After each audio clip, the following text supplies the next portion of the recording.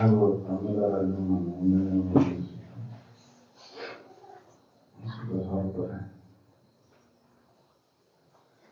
ಇಲ್ಲಿವರೆಗೂ ಮನುಷ್ಯನಿಗೆ ಅತ್ಯಂತ ಅವಶ್ಯಕವಾದಂತಹ ಆ ಪರಮಾನಂದ ಪ್ರಾಪ್ತಿ ಮಾಡಲಿಕ್ಕೆ ಮೊದಲಿಗೆ ಏನ್ ಬೇಕು ಅನ್ನೋದು ನೀತಿ ಬೇಕು ಅಂತ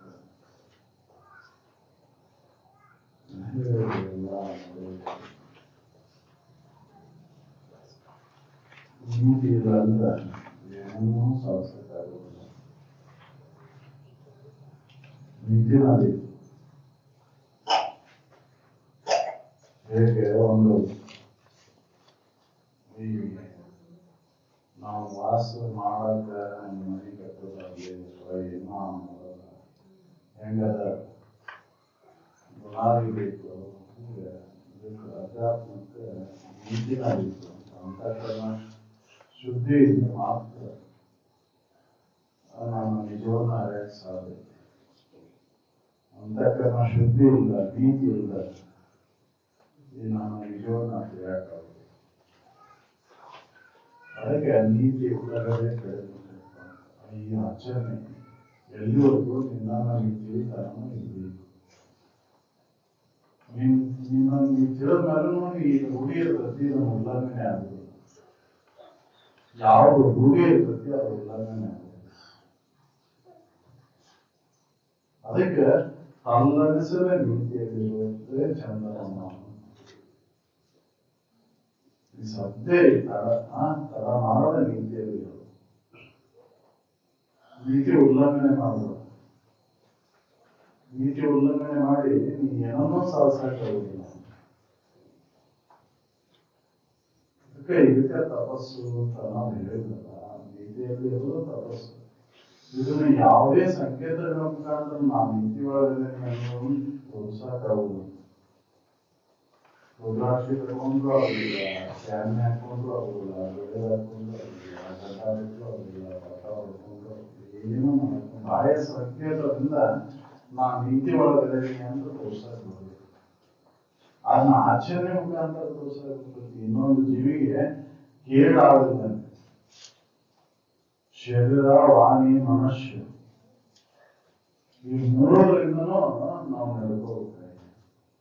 ಬಹಳ ನಾವು ಆಚರಣೆ ಮಾಡ್ತೇವೆ ಅಂದ್ರೆ ಹೆಂಗ್ ಮಾಡ್ತೇವೆ ತೋರ್ಸಾಕ ಶರೀರ ಮತ್ತು ವಾಣಿಯಿಂದ ತೋರಿಸ್ತೇವೆ. ಆದ್ರೆ ಮನಸ್ಸಿನಾಗಿ ನಾವು ಏನ್ ಆಲೋಚನೆ ಮಾಡ್ತೇವೆ ಅನ್ನೋದು ಇನ್ನೊಬ್ರಿಗೆ ತೋರ್ಸಕ್ ಬರ್ಬೇಕು.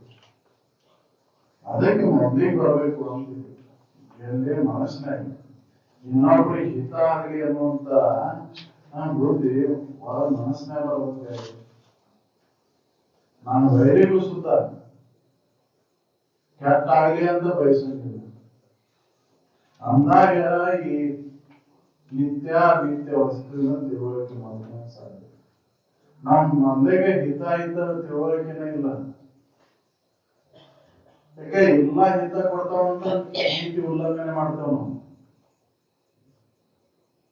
ಎಲ್ಲವೂ ನನಗ ಬೇಕು. ಈ ನನಗ್ ಅನ್ನೋದ್ರಾಗ ನೀತಿ ಉಲ್ಲಂಘನೆ ಆಗ್ತದೆ.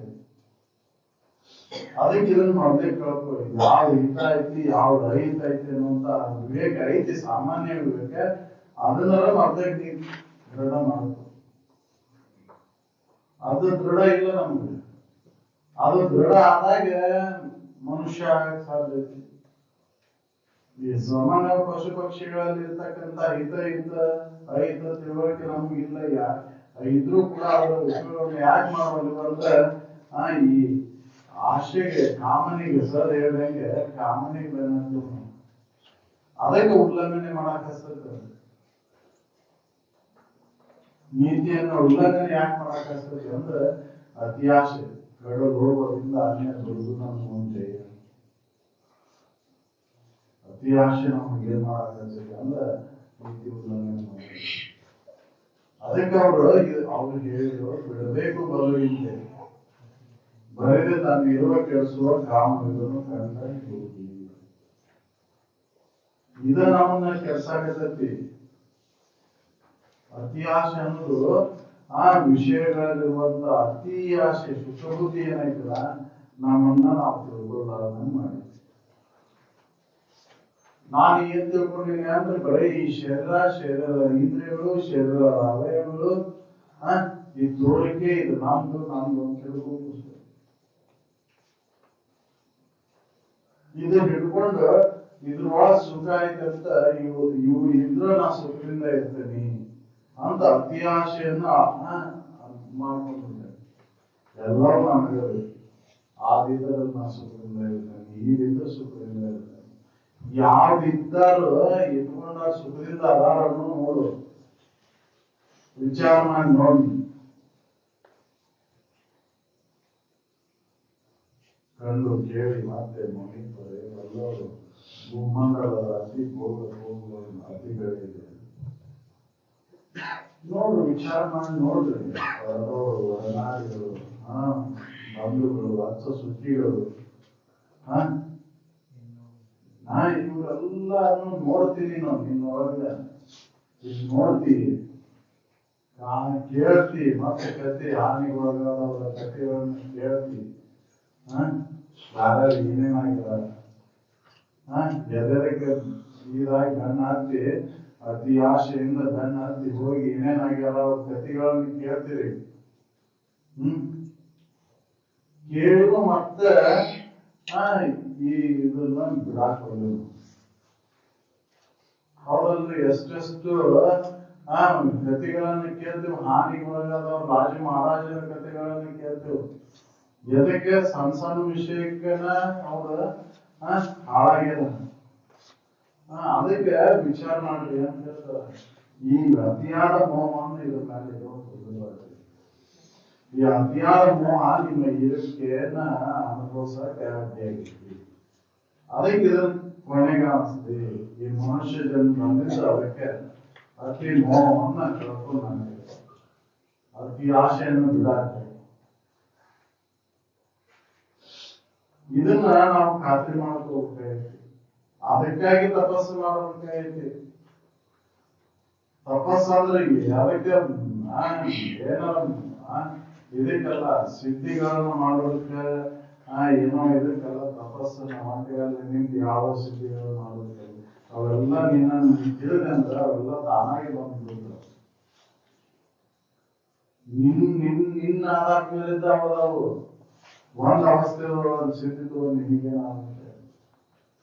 ನಿನ್ನ ನೀ ತಿಳ್ಕೊ ಮೊದಲಿಗೆ ನೀ ಯಾರದೇನನ್ನು ಖಾತ್ರಿ ಮಾಡ್ಕೊ. ಆಮೇಲೆ ಎಲ್ಲ ತಾನ ಬರ್ತದೆ.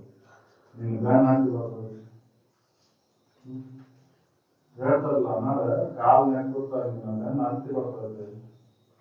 ನಾನಿ ಅಂತೆ ನಿನ್ನ ಹಿಂಬಾಲಿಸ್ತದೆ. ಅದಕ್ಕೆ ನಿನ್ನ ಕೇಳಿದ್ರು ಇಲ್ಲಿ ಬಂದ ಮೇಲೆ, ಮನುಷ್ಯ ಜನ್ಮ ಬಂದ ಮೇಲೆ ನೀತಿಯಲ್ಲಿ ಇದ್ದು ನಿನ್ನ ಇರುವಿಕೆ ಏನು ಅಂತ ಅನ್ನೋದಕ್ಕೆ ಖಾತ್ರಿ ಮಾಡಿಸ್ಬೇಕು. ಸಾಕ್ಷಿ ನಾನಂತ ತಿಳ್ಕೊಂಡಾಗ ಈ ನೀತಿಯಲ್ಲಿ ಇರುತ್ತೆ. ಯಾವಾಗಲೂ ನೀತಿಯಲ್ಲಿ ಇರುತ್ತೆ. ಶರೀರ, ವಾಣಿ, ಮನಸ್ಸು ಒಂದಾಗುತ್ತೆ. ನಮ್ಗೆ ಯಾಕೆ ನಮ್ಮ ಸಮಾಧಾನ ಶಾಂತಿ ಇಲ್ಲ? ಈ ವಿಚಾರ ನಾನು ಮಾಡಿಲ್ಲ. ನನಗೆ ಅತಿ ಆಶೆಯಿಂದ ಬಳ್ಳಾಕತ್ತೀನಿ, ಅತಿ ಆಶೆಯಿಂದ ವಿಷಯಾದಿಗಳ ಸಂಗ್ರಹ ತೊಡಗಿನಿ. ಅದಕ್ಕೆ ನೀತಿ ಉಲ್ಲಂಘನೆ ಮಾಡಾಕ್ತೀನಿ. ಅದಕ್ಕೆ ಸಮಾಧಾನ ಶಾಂತಿ ಇಲ್ಲ. ಸಮಾಧಾನ ಶಾಂತಿ ಬೇಕಾಯ್ತ ನೀತಿಯಲ್ಲಿರು. ನೀತಿಯಲ್ಲಿದ್ದು ನೀನ್ ಏನ್ ಅನ್ನೋದನ್ನ ಖಾತ್ರಿ ಪಡ್ಕೊ. ನೀನು ಸಾಕ್ಷಿ ಇದೆ ಅಂತ ತಿಳ್ಕೊಂಡು ಉಳ್ಕೊಂಡಾಗ ಸಮಾಧಾನ ಶಾಂತಿ. ಅದು ಬಿಟ್ಬಿಟ್ಟು ಎಲ್ಲೋ ಹೋಗಿ ಎಲ್ಲೋ ಸುತ್ತಾಕಿ ಏನೋ ಮಾಡೋದ್ರಿಂದ ಅದು ಆಗುದಿಲ್ಲ. ಸಮಾಧಾನ ಶಾಂತಿ ತೋರಿಸುತ್ತೆ. ನಿನ್ನನ್ನ ನೀನ ಪರೀಕ್ಷಣೆ ನಿರೀಕ್ಷಣೆ ಮಾಡಿದ ಮಾತ್ರ ನಿನ್ನ ಸಮಾಧಾನ ಶಾಂತಿ.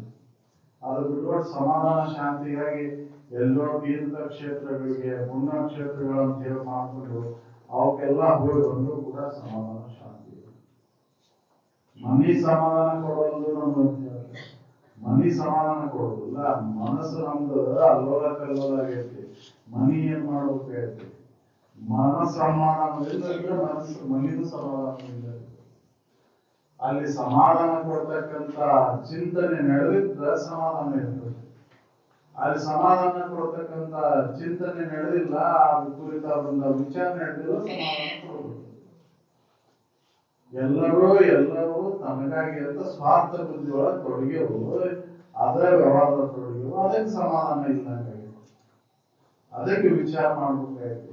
ನನ್ನಂತೆ ಅಂತ ತಿಳ್ಕೊಂಡು ಈ ಶರೀರ ಐತೆ, ಆ ಶರೀರ ಅಂತ ಅದಾವು, ಅದ್ರೊಳಗೂ ನಾನು ಅದೀನಿ ಅಂತ ತಿಳ್ಕೊಂಡು ನೀತಿ ಉಲ್ಲಂಘನೆ ಆಗಂಗೆ ನಡ್ಕೋಬೇಕಾಯ್ತು.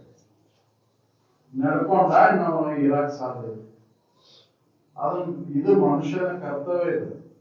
ಅದು ಬಿಟ್ಕೊಟ್ಟು ಇದನ್ನ ತಿಳಿಸುವುದಕ್ಕೆ ಕಾಗಿ ಉದಾಹರಣೆ, ಅದ್ರ ಉದಾಹರಣೆ ಎಲ್ಲ ಕೊಡ್ತೀವಿ. ಆದ್ರೆ ಇರಾಕ ಒಲ್ಲಿ ಕಾಗಿ ಒಂದ್ ಅಗಲ್ ಕಂಡ್ರೆ ಹೆಂಗೆ ತನ್ನ ಬರೋನೆಲ್ಲ ಕರಿತೈತಿ ನೋಡ್ರಿ ಅಂತ ಉದಾಹರಣೆ ಕೊಟ್ಟು ಹೇಳ್ತೀವಿ. ಆದ್ರೆ ನಾವ್ ಇರಾಕ ಬರೋದು, ನಮಗ್ ಇರಾಕ್ ಬರೋಲ್ದ, ಬರೇ ಹಂಗ ಹೇಳ್ತೇವ ಅಷ್ಟೇ. ಕಥೆಗಳು,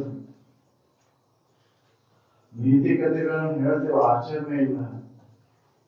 ಆದ್ರೆ ನಮ್ಗೆ ಆಚರಣೆ ಬಂದಾಗ ಸಮಾಧಾನ ಕೊಡುದು. ಅದಕ್ಕೆ ವಿಚಾರ ಮಾಡ್ಬೇಕಾಯ್ತು. ನಾವು ಮೊದಲೇಗೆ ನಾವು ಏನದೇವು ಅಂತ ಖಾತ್ರಿ ಮಾಡ್ಕೋಬೇಕಾಯ್ತು. ನಾವು ಮನುಷ್ಯರಂತೆ ಜೀವನ ಕ್ರಮವನ್ನು ಇಟ್ಕೊಂಡೆವು, ಏನು ಪಶುವಂತೆ ಜೀವನ ಕ್ರಮವನ್ನು ಇಟ್ಕೊಂಡೆವು, ವಿಚಾರ ಮಾಡ್ಬೇಕಾಯ್ತು. ನೀತಿ ಉಲ್ಲಂಘನೆ ಮಾಡೋದು ಪಶು ವೃತ್ತಿ, ನೀತಿಯಲ್ಲಿರೋದು ಮನುಷ್ಯ ವೃತ್ತಿ. ಅದಕ್ಕೆ ಮನುಷ್ಯ ವೃತ್ತಿ ಬಂದಾಗ ಮುಮುಕ್ಷತ್ವದ ವಿಚಾರ ಬರ್ತೈತಿ. ಮನುಷ್ಯ ವೃತ್ತಿನ ಬರ್ಲಿಲ್ಲ ಅಂದ್ರ ಮುಮುಕ್ಷತ್ವದ ಇಚ್ಛೆ ಯಾವಾಗ ಆಕೈತಿ, ಮುಕ್ತನಾಗಬೇಕನ್ನೋ ಇಚ್ಛೆ ಯಾವಾಗ ಯಾರು. ಅದಕ್ಕೆ ಮನುಷ್ಯರಂತೆ ಇರಾಕ ಪ್ರಯತ್ನ ಮಾಡ್ಬೇಕಾಯ್ತು. ಹಂಗೆ ಬರೇ ನಾವು ಹೇಳ್ತೇವೆ ಮನುಷ್ಯರಂತೆ. ಮನುಷ್ಯತ್ವ ಐತೆ ಹೆಂಗು ವಿಚಾರ ಮಾಡಿಲ್ಲ. ಮನುಷ್ಯತ್ವ, ಮುಮುಕ್ಷತ್ವ, ಮಹಾಪುರುಷರ ಆಶ್ರಯ, ಏತತ್ರಯ ದುರ್ಲಭ ಅಂತ ಹಂಗೆ ಮಾತಾಡಕ್ ಇಷ್ಟ ಆಗೈತಿ. ನಾವ್ ಏನದೇವಿಗೆ ಮನುಷ್ಯರದೇವು, ಏನದೇವು ಅಂತ ನಾವ್ ಖಾತ್ರಿ ಮಾಡ್ಕೋಬೇಕಾಯ್ತು. ನನ್ನ ವೃತ್ತಿ ಯಾವ್ದೈತಿ ವಿಚಾರ ಮಾಡ್ಬೇಕಾಯ್ತು. ನೀತಿ ಉಲ್ಲಂಘನೆ ಮಾಡಿನೋ, ನೀತಿ ಒಳಗದೇನೋ ಇಲ್ಲ ಅಂತ ನನ್ನನ್ನು ನಾನ ಪರೀಕ್ಷೆ ಮಾಡ್ಕೋಬೇಕಾಯ್ತು. ಇನ್ನೊಬ್ರದ್ದು ಬೇಕಾಗಿಲ್ಲ, ನಮ್ದು ನಾವು ಪರೀಕ್ಷೆ ಮಾಡ್ಕೋಬೇಕಾಯ್ತು. ನನ್ನ ಸಮಾಧಾನ ಶಾಂತಿ ಸಿಗೋಲ್ಲ ಅಂದ್ರೆ ನಾವು ನೀತಿಯಲ್ಲಿ ಇಲ್ಲ ಅಂತ. ನಾವು ನೀತಿಯಲ್ಲಿ ಇದ್ರೆ ಸಮಾಧಾನ ಶಾಂತಿ ತಾನ ಇರ್ತದೆ. ಸಮಾಧಾನ ಶಾಂತಿ ಭಂಗ ಕಾರಣ ನೀತಿ ಉಲ್ಲಂಘನೆ. ಅದನ್ನ ನಾವು ತಿಳ್ಕೋಬೇಕು. ಒಟ್ಟು ನಮ್ಮ ಸಮಾಧಾನ ಇಲ್ಲ ಅಂತ ಹೇಳ್ತೇವೆ. ಯಾಕೆ ಇಲ್ಲಂಗೆ ಆಗೈತಿ? ನಾವು ಉಲ್ಲಂಘನೆ ಮಾಡೋದು.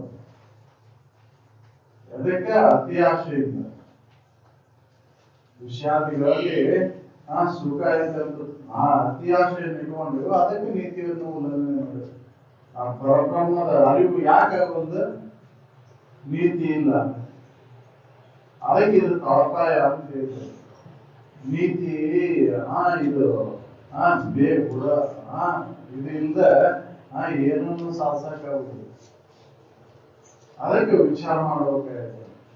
ಮನುಷ್ಯರಾಗಿ ಬಂದ್ಮೇಲೆ ನೀತಿ ನಮ್ಮ ರೈತ ಹೆಂಗು ಅದಕ್ಕೆ ಹೇಳಿದವರು ತ್ರಿವಿಧ ಕರ್ಣ ಪೂರ್ವಕವಾಗಿ ನೀನು ತಪಸ್ಸನ್ನು ಆಚರಿಸು. ಯಾವುದು ಈ ಸತ್ವ ಗುಣಗಳಿಂದ ಕೂಡ್ಕೊಂಡ ತಪಸ್ಸನ್ನು ಆಚರಿಸು ಅಂದಾಗ ನಿನಗೆ ಅರಿವಿನ ಅನುಭವ ಆಗ್ತೈತಿ. ಸುಮ್ಮನೆ ಆಗದು ಅರಿವಿನಿಂದಲೇ ಮುಕ್ತಿ. ನಮ್ಮಿದೆ ಸಲ್ಲಿಸುವ ಗುಣಗಣ ಇಲ್ಲದವನಿಗೆ ಒಳ್ಳೆ ಗುಣಗಳು ನೀತಿ ಇಲ್ಲ ಅಂದ್ರೆ ಸುಮ್ಮನೆ ಅರಿವಿನ ಅನುಭವ ಆಗುವುದಿಲ್ಲ. ಈ ಗುಣಗಳು ಇದ್ದಾಗ, ಒಳ್ಳೆ ಗುಣಗಳು ನೀತಿ ಇತ್ತಂದ್ರೆ ಮಾತ್ರ ಅಲ್ಲಿ ಅರಿವಿನ ಅನುಭವ ಆಗ್ತೈತಿ. ನಾನಾ ಅರಸುರೂಪ, ನಾನಾ ಸಚಿದಾನಂದಮಯ ಇರುವುದೇನಿ ಅನ್ನೋದು ಖಾತ್ರಿ. ಇದರಿಂದ ಏನ್ ಮಾಡಿದ್ರು ಅದು ಅನುಭವ ಕೊಡುದಿಲ್ಲ. ಅದಕ್ಕೆ ನಾವು ಪ್ರಯತ್ನ ಮಾಡಬೇಕಾಗೈತಿ. ನಾವು ನೀತಿ ಉಲ್ಲಂಘನೆ ಇರದೇ ಇರಬೇಕಾಗೈತಿ. ಯಾವಾಗಲೂ ಅವರ ಎಚ್ಚರಿಕೆಯನ್ನ ಹೆಜ್ಜೆ ಇಡಬೇಕಾಗಿದೆ. ಅದಕ್ಕೆ ಅವ್ರು ಹೇಳಿದ್ರು, ನೀನು ಎಲ್ಲಿ ಹೋದ್ರು ಬಿಡೋದಿಲ್ಲ, ನೀನು ಮಾಡಿದಂತ ಪಾಪ ಬೆಂಬತ್ತಿ ಕಾಡ್ಕೊಳ್ತೀವಿ. ಅದಕ್ಕೆ ವಿಚಾರ ಮಾಡ್ಬೇಕಾಗಿದೆ. ಅದಕ್ಕಾಗಿ ನೀವು ಮತ್ತೆ ಜನ್ಮಾಂತರಕ್ಕೆ ತಿರುಗಬೇಕಾಗೈತಿ. ನೀತಿ ಉಲ್ಲಂಘನೆ ಮಾಡಿದಾಗ ಜನ್ಮಾಂತರ ತಿರುಗಬೇಕಾಗೈತಿ. ಅದಕ್ಕೆ ನೀತಿ ಉಲ್ಲಂಘನೆ ಮಾಡದೆ ನಿಮ್ಮ ಇರುವಿನ ಕುರಿತಾದಂತಹ ತಿಳುವಳಿಕೆ ಕಡೆ ಲಕ್ಷ್ಯ ಕೊಡ್ತಂದ್ರೆ ಮಾತ್ರ ಮುಂದೆ ಮನುಷ್ಯ ಜನ್ಮ ಅವರು ಬರ್ತೈತಿ. ಅದಕ್ಕೆ ಮಾತ್ರ ಮನುಷ್ಯ ಜನ್ಮ ಬರೋ ಸಲುವಾಗಿ ಅಂದ್ರೆ ನಾವು ನೀತಿ ಉಲ್ಲಂಘನೆ ಮಾಡದೆ ಈ ಜೀವನದೊಳಗೆ ಎಷ್ಟು ನಮ್ಗೆ ಲವಸೆಟ್ಟು ಅಷ್ಟರೊಳಗೆ ಇದ್ದು ನಮ್ಮ ಕುರಿತಾದಂತಹ ವಿಚಾರದ ತೊಡಗಿರುವಂತ ಒಂದು ಮನುಷ್ಯ ಜನ್ಮ ಬಂದ. ಅದಕ್ಕೆ ನಮ್ಮ ಮನೆ ಬರ ನಾವು ಬರ್ಕೋಬೇಕಾಯ್ತಿ. ಯಾರು ಬರೀರುವುದಿಲ್ಲ, ಯಾರು ಶಟಿಯವಾದ ಯಾರು ಬರ್ತಾರ ಅಂತ ಯಾರು ಬರೀರುವುದಿಲ್ಲ. ನಾವ ಬರ್ಕೋಬೇಕಾಯ್ತಿ. ನನ್ನ ಮನೆ ಬರ ತಾನ ಬರ್ಕೊಂಡು ಇನ್ನೊಬ್ರು ಯಾರು ಬರೀರುದಿಲ್ಲ. ನಾವು ನೀತಿ ಉಲ್ಲಂಘನೆ ಮಾಡಿದ್ವಿ ಅಂದ್ರೆ ಇದಕ್ಕೆ ಅನುಸಾರವಾಗಿ ಜೀವನ ಬರ್ತಾವು. ಅದಕ್ಕೆ ನೀವು ಎಂತ ಪಾಪ ಪುಣ್ಯ ಕೆಲಸ ಮಾಡ್ತೀರಿ ಅಂತಂತ ಜೀವನಗಳು ಬರ್ತಾ ಹೋಗುತ್ತೆ. ನಿಜಗೊಂಡು ಹೇಳ್ಯಾರ ಪಾಪ ಅನ್ನೋದಿಲ್ಲ ಅಂತ ಎಲ್ಲ ಕೇಳ್ತೀರಿ, ಕೇಳಿನೂ ಮಾತ್ರ ಆಚರಣೆ ಇಲ್ಲ ಅಂದ್ರೆ ದುಃಖ ಒಳಗಾಗಬೇಕಾಗತ್ತೆ. ಅದಕ್ಕೆ ಮಾಡದೆ ಈ ನೀತಿ ಒಂದು ಪರಿಪಾಲನೆ ಮಾಡಕ್ ಕಲಿತ್ರೆ ಸಮಾಧಾನ ಶಾಂತಿ ಇರ್ತದೆ. ನೀತಿ ಪಾಲನೆಯಿಂದ ಸಾಮಾಜಿಕ ಶಾಂತಿ ಅಂತ ಯಾಕೆ ಹೇಳಿದ್ರು? ಸಮಾಜದೊಳಗೆ ನೀತಿ ಉಲ್ಲಂಘನೆ ಆದಾಗ ಶಾಂತಿ ಇಲ್ಲಂಗೆ ಆಗೈತಿ. ಪ್ರತಿಯೊಬ್ರು ಬರೇ ಆಚರಣೆ ಮಾತ್ರ ಕೊಡಬೇಕು, ನೀತಿ ಇಲ್ಲಂಗೆ ಆಗೈತಿ. ಆಚರಣೆ ಮಾತ್ರ ಮಾಡ್ತೇವೆ, ಆದ್ರೂ ನೀತಿನೇ ಇಲ್ಲ. ಆಚರಣೆ ಬಹಳ ಮಾಡ್ತೇವೆ, ಬಟ್ಟ ಬಡ್ಕೊಳೋದು, ರುದ್ರಾಕ್ಷಿ ಕಟ್ಕೊಳೋದು, ಎಲ್ಲ ಮಾಡ್ತೇವೆ, ಆದ್ರೆ ನೀತಿನೇ ಇಲ್ಲ. ಆದ್ರ ಹೆಸರಿನ ಮೇಲೆ ನೀತಿ ಉಲ್ಲಂಘನೆ ಮಾಡ. ಅದಕ್ಕೆ ಸಮಾಧಾನ ಶಾಂತಿ ಉಳ್ಳೋದಾಗಿ ವಿಚಾರ ಮಾಡ್ಬೇಕಾಗೈತಿ. ನಾವು ಮನುಷ್ಯ ಬಂದಿದ್ವಿ, ಅದಕ್ಕೆ ಏನ್ ಮಾಡ್ಬೇಕಾಗೈತಿ? ನಾವು ಮನೆಯವರು ನಾವು ಬರ್ಕೊಳ್ಳಕ್ಕೆ ಈಗ ತಯಾರಿ ನಡೆಸ್ಬೇಕಾಗೈತಿ. ಮುಂದೆ ನಾವು ಏನಾಗಬೇಕು ಅನ್ನೋದನ್ನು ನಾವು ಈಗ ನಿರ್ಧರಿಸ್ಬೇಕಾಗೈತಿ. ಮುಕ್ತರಾಗಬೇಕು ಅಥವಾ ಮುಂದೆ ದೇವಾನುದೇವತೆಗಳ ಪುಣ್ಯ ಕರ್ಮಗಳನ್ನು ಮಾಡಿ ದೇವಾನುದೇವತೆಗಳ ಶರೀರವನ್ನು ಧಾರಣೆ ಮಾಡ್ಕೋಬೇಕು ಅಥವಾ ಮತ್ತೆ ಪಶು ಪಕ್ಷಿಯಾದಿಗಳ ಜನ್ಮ ತಾಳ್ಬೇಕು ಅನ್ನೋದನ್ನ ನಾವು ನಿರ್ಧಾರ ಮಾಡ್ಕೋಬೇಕಾಗೈತಿ. ಅದಕ್ಕಾಗಿ ಶ್ರವಣ